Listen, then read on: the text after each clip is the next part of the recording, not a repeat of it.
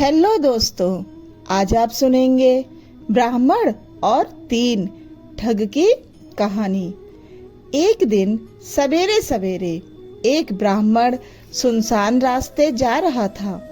उसके साथ एक बकरी भी थी। तीनों ठगों की नजर ब्राह्मण की बकरी पर पड़ी। एक ठग ने कहा, मैं चाहता हूँ कि इस मोटी ताजी बकरी को किसी तरह हथिया लिया जाए।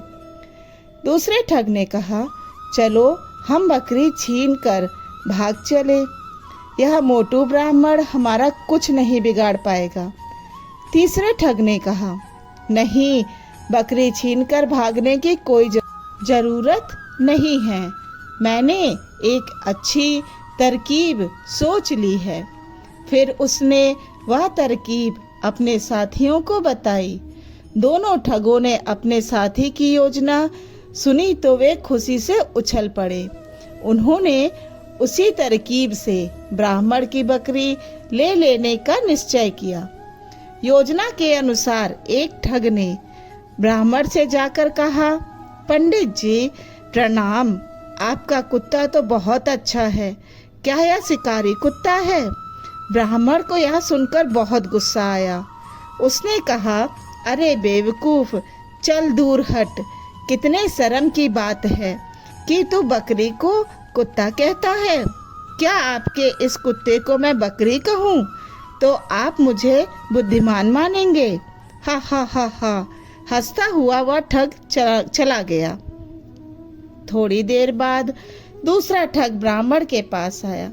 उसने ब्राह्मण से कहा, प्रणाम पंडित जी, ताज्जुब है आपके पास सवारी के लिए इतना मजबूत टट्टू है, फिर भी आप इसके साथ साथ पैदल जा रहे हैं। ब्राह्मण ने कहा, हे भगवान, अरे क्या तुम्हें यह बकरी टट्टू दिखाई दे रही है? ठग ने कहा, मैं तो समझ रहा था कि आपको विद्वान ब्राह्मण होंगे, आप तो सनकी लगते हैं, आपको तो टट्टू और बकरी में कोई फर्क नहीं नजर नहीं आता। यह कहते हुए वह ठग भी चलता बना। कुछ समय के बाद तीसरा ठग ब्राह्मण के पास आया। उसने कहा, पुरोहित जी प्रणाम, अरे आप इस गधे को कहाँ लिए जा रहे हैं? यह सुनकर ब्राह्मण चकरा गया। उसने कहा, यह गधा है? बिल्कुल गधा ही तो है, यह ठग ने दावे के साथ कहा। यह सुनकर ब्राह्मण घबरा गया।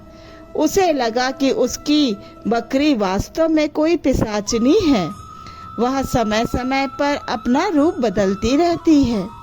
इसीलिए ब्राह्मण बकरी को वहीं छोड़कर भाग खड़ा हुआ।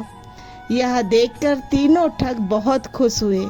वे खुशी खुशी बकरी को लेकर चलते बने। इस कहानी से हमें यह शिक्षा मिलती है कि लोगों की बातें सुनकर अपनी धारणा मत बदलो।